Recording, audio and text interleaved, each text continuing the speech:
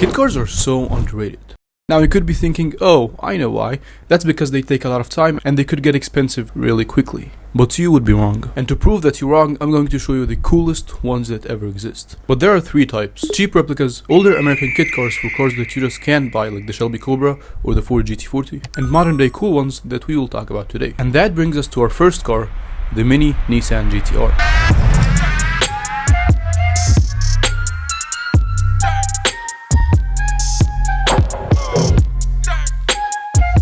Now this is the Daihatsu Copen GT2, and it's a Japanese K-car, which are basically small vehicles that are sold in Japan with a limit on performance and size, so they are cheap for people that can't afford full-on cars. And the limits are that the cars can't have more than 63 horsepower or a 650cc engine, and they have to be very, very small. And conveniently enough, these are the exact specs of this car.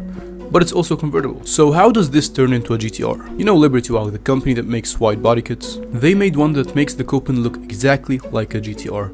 Well, kinda. If you look at the front, yeah, that's definitely a GT-R. From the back though, it still kinda looks like a Copen. But look at it, carbon fiber hood, swan neck spoiler, and it even has a full wide body kit. And it's a hardtop convertible. Nissan never made a convertible GT-R, so this is even cooler. Now the car itself sells for $2,000 to $4,000 on AutoTrader. But I also found them on a website called Cars from Japan for anywhere from $8,000 to $20,000. So if you're lucky, you can find them for pretty cheap. Plus the kit, which costs $9,843, which is pretty good, but not as good as the next car on the list, the Mini F40, aka the AutoZam AZ1. And name what I think is the best supercar of them all. The Ferrari F40.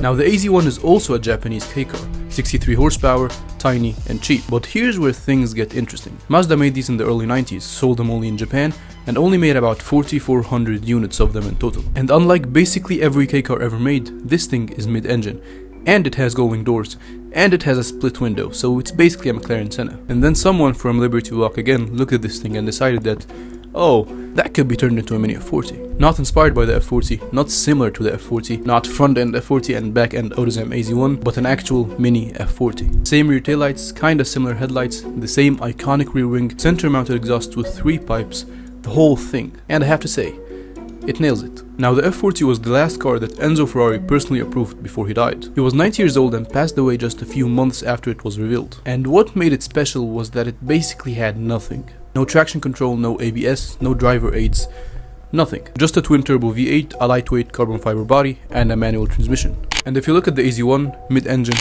lightweight, glowing doors, and no electronics, it's kind of the same philosophy. So it's actually kind of the perfect car for this. It just has 63 horsepower instead of 478. Now the car itself sells on Cars and Bits for around $20,000 to $30,000. And the Liberty Walk kit costs anywhere between $22,000 and $36,000 if you want their set of forged wheels. So you're looking at around $50,000 to $60,000 all in, which yeah, it's not cheap for what it is, but an actual F40 costs $2 million.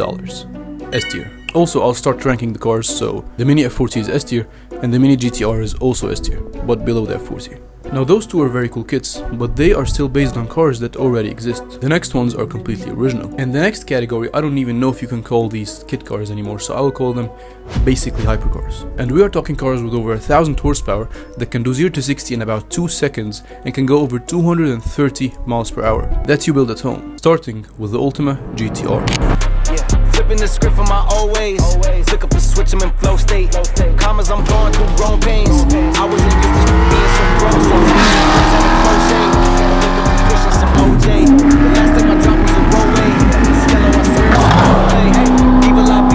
This is the Ultima GT-R, and it's from Leicestershire, England, which is not where you'd expect the world's fastest road legal kit car to come from. So here's how it works. Ultima sells you the chassis, the body, the suspension, electronics, and everything structural, and then you pick whatever engine you would like to put in it. In the Ultima RS version you can run Chevy, LT1, LT4 or LT5 V8s. In the Evolution version you can run an LS3 or LS7 with a Porsche manual gearbox. In its high spec with a supercharged V8 that produces 1020 horsepower, this thing only weighs about 1000 kilograms, which is less than a Mazda Miata with over 1000 horsepower. For comparison, this is a better weight ratio than the Koenigsegg 1:1, which has 1 horsepower for every kilogram. And it will get you from 0 to 60 in 2.3 seconds and reach a top speed of 230 miles per hour in a car you built at home. It also has Lamborghini doors and air conditioning. Plus, there are absolutely no driver aids whatsoever. No traction control, no ABS.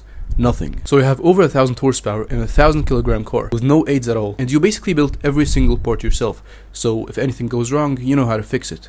And that's the case with every single kit car. The kit starts at $50,000, but the average total build costs around $100,000, depending on what engine you put in it and how far you take it. And even John Cena owns one. Now, because this guy forgot to rank it, I will put it at the very top of S tier. Next up, the Rhino Racing RR01.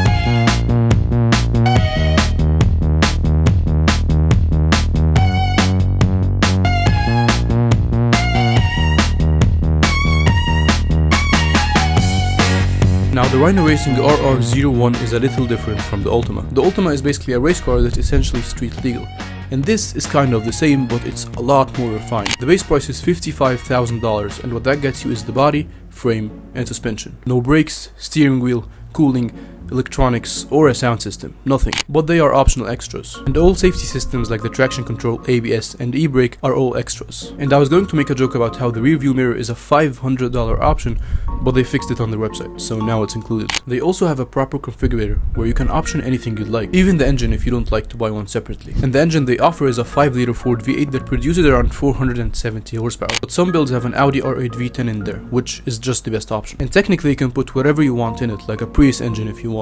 And fully spec'd up engine, interior, everything comes up to around $141,500. What really makes this car stand out though from all the other basically hypercars in this category is the interior. It reminds me a little bit of the new Aston Martin designs, with the center console with all the buttons leading all the way up to a big screen. And from a week ago when I started researching this video to now, they fully updated their website, which makes it feel a lot more like a legit car company. Also S tier. Next up, the Superlight SLC.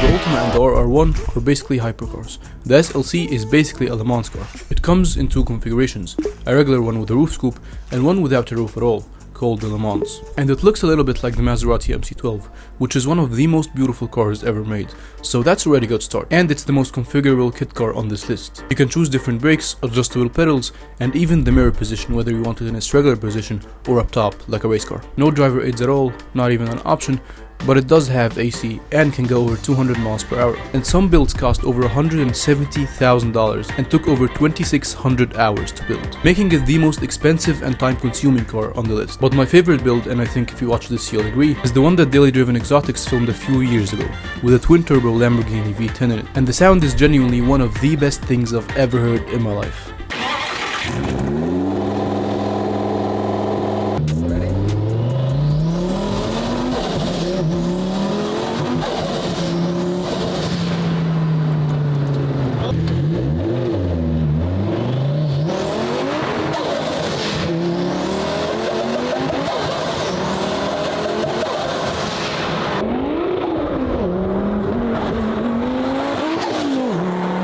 Now Superlight also makes 2 other kits, one called the GTR that looks like a Ford GT40, and one called the Moab, which is a race truck, S tier. And if you're wondering why the whole tier list is full of S tiers, it's because these are the best kit cars to ever exist, so nothing beats them. Now before we move on, the thing I find the most fascinating about these previous 3 cars is that there are basically no rules, and they're not limited by any manufacturer's cars or engines or size or anything. And I'd assume the experience of being inside one of these is unlike anything a production car gives you. You're sitting in a full carbon fiber cockpit, raw carbon everywhere, bare metal, and just 1 or 2 screens telling you your speed. But that's all about to change with our final category. Very cool and quirky cars. And the first car, Smith Cars. Australia, a land of beauty, of culture, of people who put shrimp on the Barbie even though they don't actually call them shrimp. G'day. I'll slip an extra shrimp on the Barbie for you. And one more thing, the ute. For centuries, Australians have understood something the rest of the world has not. That a car should also be a truck. The ute is not just a vehicle, it is a way of life. It is freedom. It is practicality. It is a pickup truck that is not really a truck. And for too long, the rest of the world has been living without one. Until now. Smith Performance, we take your car and we give it a bed. Because why have a car when you can have a ute? Now, Smith Performance is a whole company, not a single car. It basically takes some of the most popular cars you can buy and turns them into utes. Now, if you're not Australian or you've never heard the word ute before, a ute is basically a vehicle with an open cargo tray behind the passenger cabin. So a pickup truck that's not a truck. And I think the most popular one that they do is a Dodge Charger conversion. They also do it to a Subaru WRX STI, which turns it into a mini, tiny rally truck. And a few other cars like VW Jettas and Beetles. The Charger ute is cool, but my favorite has to be the WRX STI. The kit usually costs under $5,000, but you have to buy the donor car yourself, and the kit comes unpainted, so you have to sort that too. But for under $5,000, you turn a Dodge Charger or any car that they do kits for into something that no manufacturer does anywhere in the world. Except Australia. You guessed it, S tier. Now last, but most definitely not least, the Dakar 4x4. And look, all the other cars on this list were sports cars, race cars, or cool replicas. This one is a little different. It's a Mars Rover. Kind of. Basically a Mars Rover, yeah. It's based on a Range Rover. You fully strip the Range Rover down and replace the entire body with the Dakar kit. Base kit starts at $40,000 and you can option it all the way up to $20,000, not including the Range Rover itself. You can also get a version with a truck bed called the Highback and customize it in any color combo you like. S tier. There are a lot of kit cars out there, different shapes, different purposes, and different price points. But if there is one thing I want you to take from this, is that kit cars are not what you think they are. They're not just cheap replicas in someone's garage that fall apart once it rains. Some of them are genuinely faster than cars that cost 10 times as much. And some of them are more unique than anything any manufacturer will ever build. And all of them give you something that no showroom ever will, and all Corvette owners have, a one-of-one car. And if you enjoyed this, subscribe, because, I don't know, it's just a button press. Subscribe. Please. Thank you.